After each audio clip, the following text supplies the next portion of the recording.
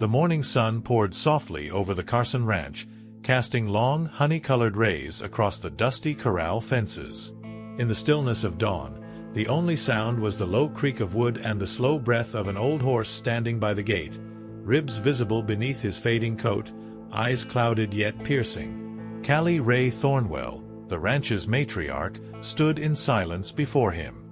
Her gloved hand hovered inches from his face, as if unsure whether to offer comfort or seek answers. Behind her, 5 women watched with quiet caution. Jolene Whitmore leaned on the fence post, her sharp blue eyes squinting against the sun. Delilah Rose Haverford, the eldest of them, stood with arms folded, lips tight with unspoken worry. Maisie-Lynn Crowhurst clicked her tongue in disapproval, brushing dust from her denim. Eveline Duskmore, always gentle, tilted her head thoughtfully. And Tamsin Holtgrave, stoic as oak, kept her gaze on Callie Rae, offering silent support. "That horse ain't seen care in years," Jolene muttered. "Why take him in now?" Callie Rae didn't answer immediately. Her eyes stayed locked with the stallion's, something stirring in her chest she hadn't felt in decades. "Because he's still breathin'," she said at last. "And something in him feels unfinished." They had found the horse abandoned just before sunrise. The trailer was left at the south gate. No note, no sign of who'd left it. Just this frail creature standing inside, patient as if waiting to be claimed by fate. And for reasons she couldn't explain, Callie Rae knew she couldn't walk away. She named him Whistler, a name that came to her not from logic, but from memory she couldn't quite place. Later that evening, long after the chores were done and the sun dipped behind the hills, Callie Rae returned alone to the stables. Whistler stood quietly in the old stall, one that hadn't been used in years. As she reached to brush him, his shoulder twitched and nudged a loose panel in the stall wall. The wood gave way with a creak, revealing a small compartment coated in dust. Inside it, wrapped in brittle cloth, was an old photograph. Faded and cracked, but unmistakable, a younger Callie Rae stood beside a chestnut horse, one with the same eyes, same markings, the same presence. She felt her breath catch. Whistler wasn't just any horse. He was a part of a story she thought had been buried decades ago. Callie Rae sat alone at the kitchen table, the photograph laid flat before her like an open wound. The edges were curled and cracked, but the image was sharp enough to be unmistakable. She was no older than 20 in the picture, her smile bright, her hand resting on the mane of a chestnut horse. Whistler, or at least, a horse that looked just like him. Her mind reeled, combing through the fragmented memories of a time she'd locked away. It wasn't just nostalgia, it was confusion. Because this couldn't be the same horse. That horse would have been long dead. She traced the faded ink on the back of the photo. A date, June 12, 1971, and a name, scrawled in her own handwriting, to J.A., may you always return. But she couldn't remember who J.A. was. A boyfriend? A friend? A relative? Her memory refused to cooperate. Outside, the wind picked up, pushing dust against the windows like soft whispers from the past. She pressed the photo to her chest, trying to steady the ache that had crept into her ribs. By mid-morning, the women had gathered again by the barn. Delilah Rose Haverford was the first to notice something off. "That stall door hadn't opened in 20 years, she said quietly. "Why now?" Maisie-Lynn Crowhurst narrowed her eyes. "Maybe this horse ain't just any old stray. Maybe he was meant to come back." Jolene scoffed at the idea, but even she couldn't hide the unease in her voice. Tamsin Holtgrave pulled Callie Rae aside. "You look like you've seen a ghost," she said. Callie Rae held up the photograph. Tamsin took one glance at it and froze. "You remember him, don't you?" Callie whispered. Tamsin said nothing for a long moment, then slowly shook her head. "No, but I remember that summer. That was the year your daddy lost the ranch for 3 months. Strange things happened back then." As the day stretched on, Callie Rae sat with Whistler, watching the way he moved. Despite his age, there was grace in his step, almost rehearsed. He responded to her voice, her touch, even to the old whistle she used to call the horses when she was younger. A whistle she hadn't used in over 40 years. Whistler turned toward her each time, as if pulled by instinct. Or memory. That night, she placed the photo in a drawer and locked it. But sleep wouldn't come. At midnight, she walked barefoot to the barn again, guided by a heaviness she couldn't ignore. There, she found someone had left a letter, tucked beneath Whistler's stall gate. It was addressed to her, in handwriting she hadn't seen in half a century. Callie Rae's fingers trembled as she unfolded the letter beneath the barn's dim lantern light. The paper was yellowed at the edges, soft with age, but the ink, deep blue and sharp, looked freshly written. Her heart pounded against her ribs as she read the first line. Callie Rae, if you're reading this, then the horse found his way back to you. The signature at the bottom was faded, but clear enough to stir a storm in her chest. James Ashdown. Her first love. The boy who vanished without warning in the summer of 1971, and the name behind the initials J.A. on the back of the photo. She hadn't spoken James's name out loud in over 5 decades. He had been 17. She was 19. That summer, they'd planned to leave Texas together, run off to Colorado, start over away from the weight of their families. But he never showed up. No goodbye. No explanation. Just gone. The townsfolk whispered rumors that he'd been arrested, that he'd died in a storm, that his father sent him away. Callie Rae had stopped listening years ago, but now in her hands was proof he hadn't forgotten her, or the horse. The letter spoke of secrets long buried. James had written about Whistler, how the horse wasn't just his, but part of something larger, a bloodline of rare intelligence passed through generations. He's not just an animal, the letter read. He remembers. And if he returned to you, it means it's time for the truth. What truth? That question echoed in her skull, louder than the crickets outside or the gentle snort of Whistler in his stall. She read the letter 3 times, then folded it tightly and slid it into her coat pocket, as if afraid the words would vanish by morning. At breakfast, Callie Rae said nothing to the others. She stirred her coffee in silence while the rest of the women swapped chores and weather predictions. Delilah Rose watched her carefully, but didn't press. Eveline Duskmore, always intuitive, finally asked, "You sleep at all?" Callie just shook her head.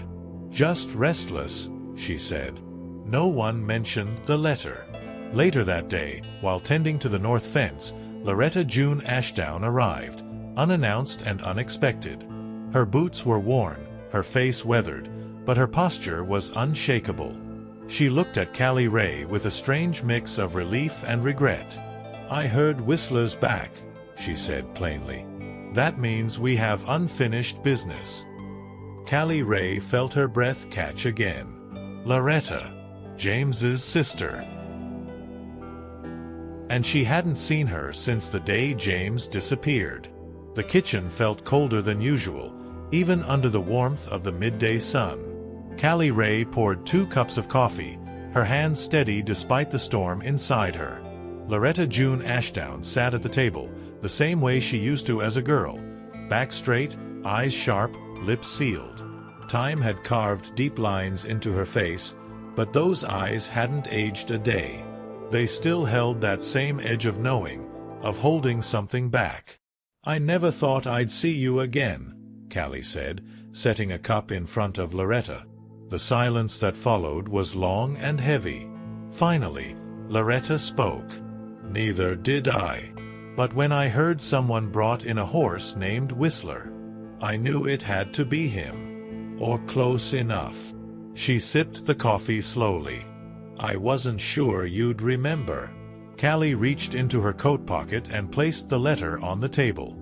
"He wrote this," she said, her voice barely above a whisper. "I found it under Whistler's stall." Loretta didn't touch it, just stared. "He wrote that the day before he left," she said. "He left it with me, told me to give it to you if the horse ever came back."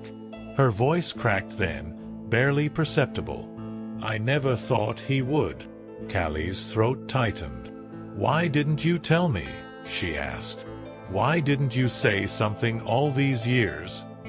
Loretta looked down at her hands. "Because I didn't know what happened to him either. He said he had to disappear, said it was safer that way. For you. For all of us."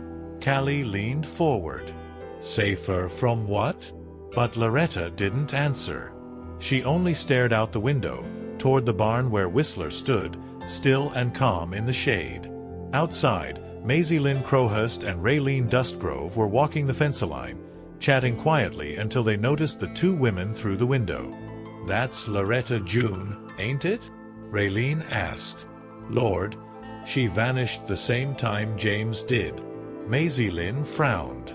"This place is stirring up ghosts." Neither of them knew just how right they were. That night, Callie Rae returned to the barn alone. She stood before Whistler, staring into those ancient eyes. "What were you trying to show me?" she whispered. Then she noticed something beneath the hay, something wooden. She pulled it free. It was a lockbox, rusted shut, carved with the initials J.A.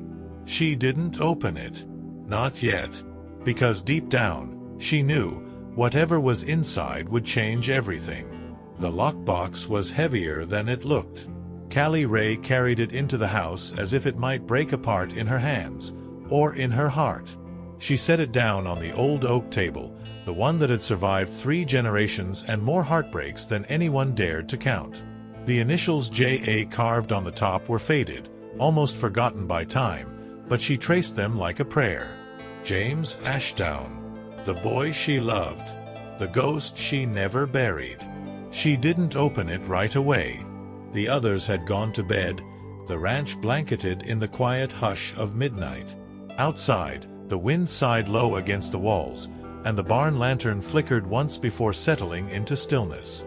Inside, Callie Rae sat with her memories. Of that summer, of promises whispered in the hayloft, of the morning she waited at the bus stop and he never came. She had built a life after James disappeared, but some wounds never scarred. They just stayed open under the skin. Finally, with a deep breath, she pried open the rusted latch. The lock gave way with a brittle snap. Inside were folded papers, a small leather pouch, and a single locket wrapped in cloth. She lifted the papers first, old letters, some unfinished. James had written them from different towns across the country, letters he never sent. Some were addressed to her, others to Loretta, and in each one, he hinted at a secret neither of them had spoken aloud. One letter changed everything. "I left because I found out who my father really was," it read, "and what he did to the ranch, to your family. I couldn't stay and pretend I was someone else. I thought leaving would protect you. But now I know it just broke us both." Callie's hands shook as she read. She remembered the rumors about James's father, land disputes, threats, the mysterious fire that nearly wiped out the Thornwell barn that summer.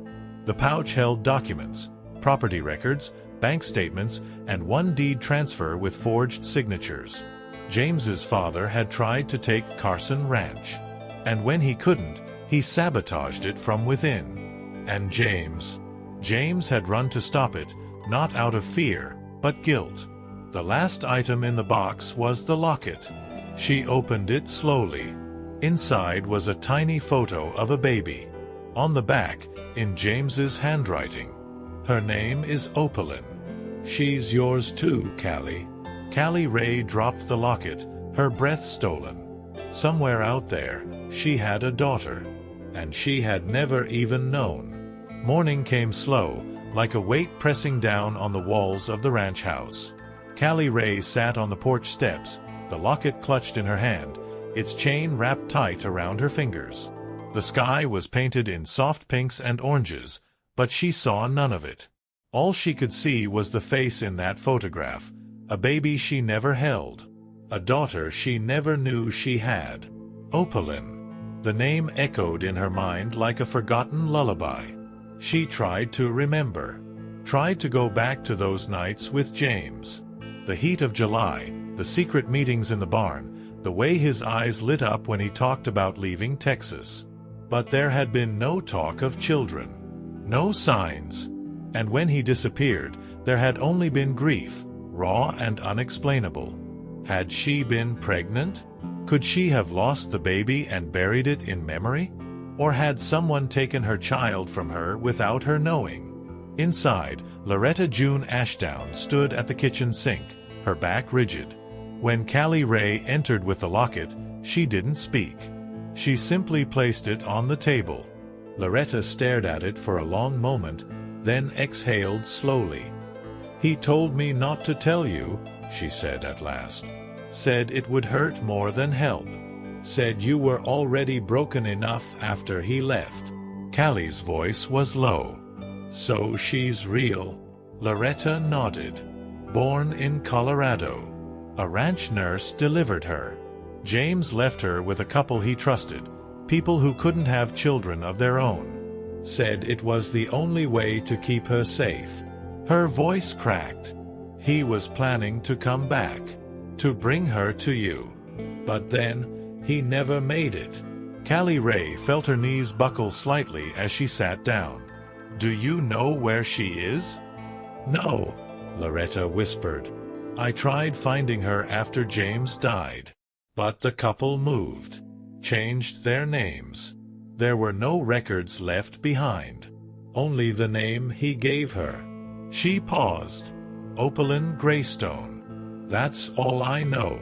Outside, the wind picked up, carrying with it the scent of rain and earth. Whistler neighed once, sharp and sudden, from the barn, as if responding to the name. Callie looked out the window toward him, then back to the table, where the letter, the locket, and the last remnants of James sat quietly. For the first time in decades, she wasn't just haunted by loss. She was driven by something far stronger. Hope. The day after the revelation hung heavy over the ranch like an approaching storm. Callie Rae couldn't sit still. Every corner of the house felt too small, too full of memories. She'd spent her whole life tending land, burying grief, convincing herself that silence was survival. But now, knowing she had a daughter somewhere out there, each moment of stillness was unbearable. She needed answers. She needed movement. And more than anything, she needed truth. She spread out every letter from James across the kitchen table, scanning for names, places, anything that could lead to Opaline Greystone. Some towns were mentioned: Telluride, Durango, Silverton, all in Colorado. She circled them in red ink, her fingers trembling. Loretta offered to help, but Callie insisted on doing this part alone. "She's mine," she said softly, "and I should have known. Somehow I should have known." The guilt sat in her chest like a branding iron. Outside, Whistler stood motionless near the barn's edge, eyes fixed on the horizon. He hadn't eaten much that morning, hadn't moved much either. Eveline Duskmore, tending to the younger Mares, paused to watch him. "He's waitin'," she murmured to no one. "That horse, he knows what's comin'." Jolene Whitmore, walking past, scoffed. "You talk like he's some kind of prophet." Eveline didn't respond. She didn't have to. Everyone had seen how Whistler reacted when the name Opaline was spoken. It wasn't coincidence. It was memory. Back in her room, Callie Rae opened the bottom drawer of her old cedar chest and pulled out something she hadn't touched in years, a worn map of the western states, annotated with markings she and James had made decades ago. She ran her fingers along the route they were supposed to take together. She stopped at a tiny mark, Lake Vallecito, barely a dot near Durango.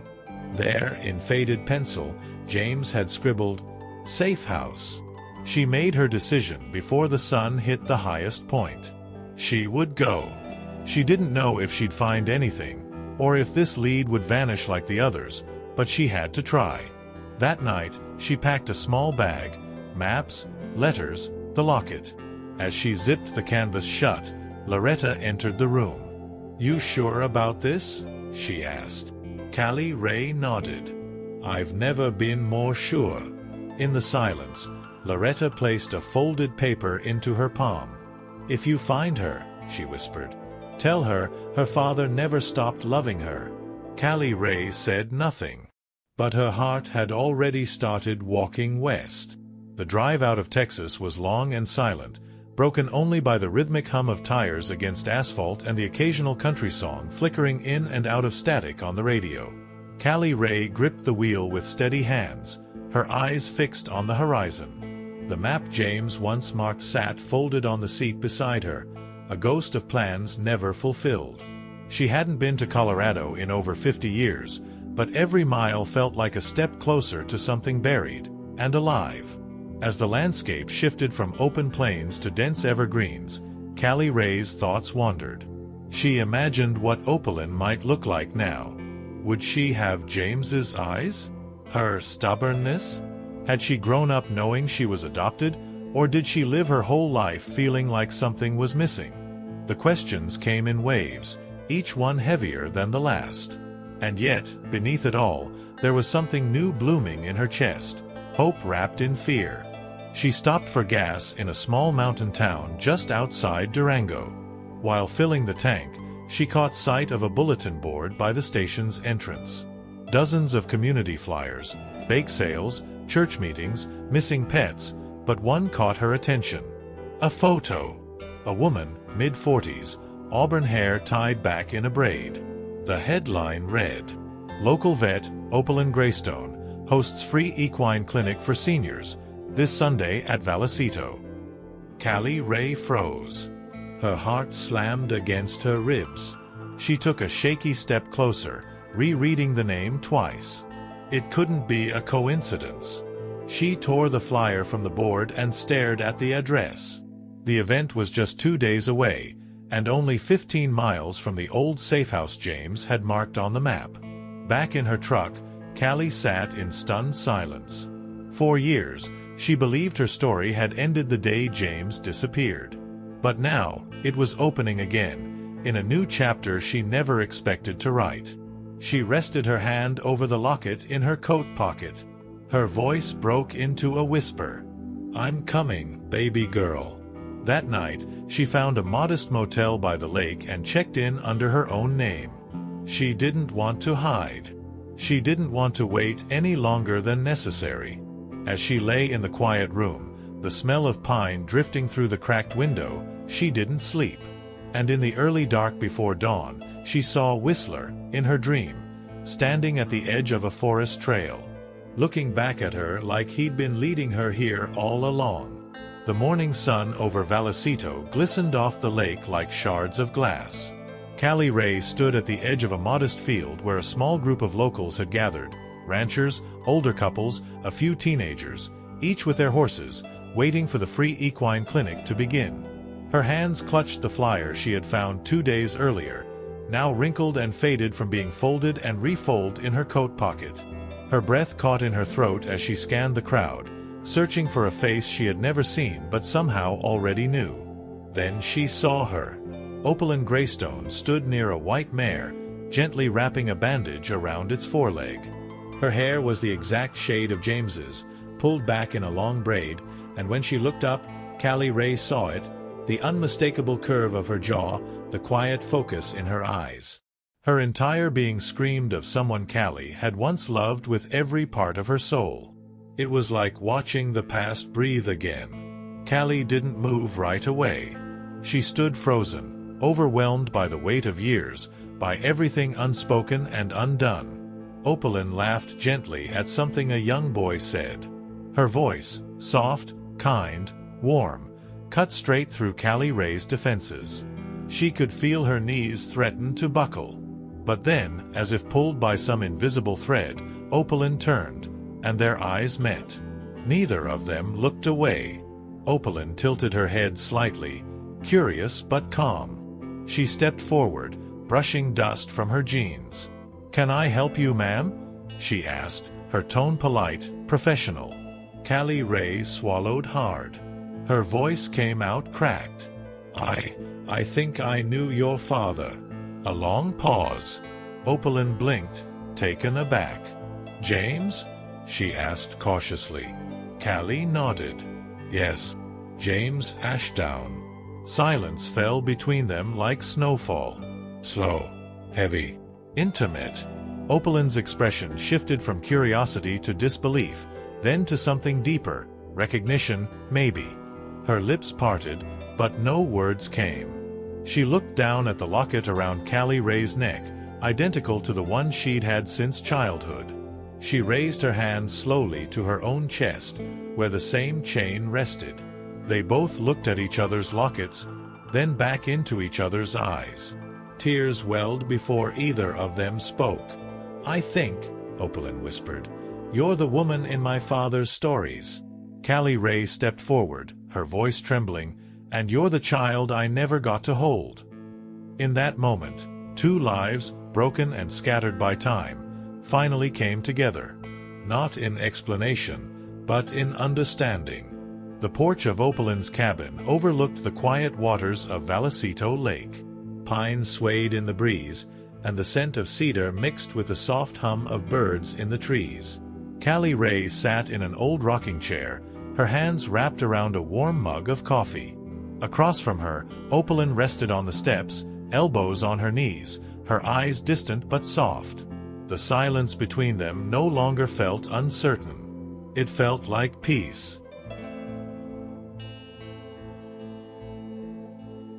They had spent the evening talking, slowly, carefully, unfolding years like old letters hidden in a drawer. Callie told her about the summer of '71, about James's disappearance, about Whistler. Eveline shared fragments of her own story. Growing up with loving adoptive parents, always wondering where she truly came from, always sensing there was something more. "He told them to tell me I'd understand one day," she said. "I just didn't know when or how." That night, Eveline brought out a small wooden box, one she had kept since childhood. Inside was the second locket, identical to the one Callie Rae wore. There was also a letter she had never opened, written by James before he died. With trembling hands, she unfolded it and read aloud. In it, James wrote, "If you're reading this, it means the past has finally found you. And I hope, more than anything, that you found her too. She's strong. She's stubborn. She'll love you in the quietest way, but it'll never fade." The tears came again, but this time they didn't hurt. They healed. 2 days later, back in Texas, the ranch buzzed with quiet anticipation. The women waited outside the barn, unsure of what to expect. When the truck pulled up, Whistler stirred for the first time in days. His ears perked up, and he moved toward the gate like he knew. When Eveline stepped out of the passenger side, he let out a low, breathy whinny, like a sigh that had waited half a lifetime. Callie Rae watched as Eveline approached the horse gently, her hand outstretched. Whistler leaned into her touch. "He remembers," she said quietly, brushing her hand down his muzzle. "Just like he remembered you." The women stood in silent awe, Jolene, Eveline, Maisie-Lynn, Tamsin, Raylene, all bearing witness to something words couldn't quite explain. Not a miracle, but a return. A restoration. That evening, as the sun dipped behind the hills, Callie Rae stood beside Eveline on the porch. "You don't have to stay," she said. "But if you want to, this land, it's yours too." Eveline looked out over the fields, eyes full of quiet certainty. "I think I've been trying to come home my whole life," she said. And finally, she had.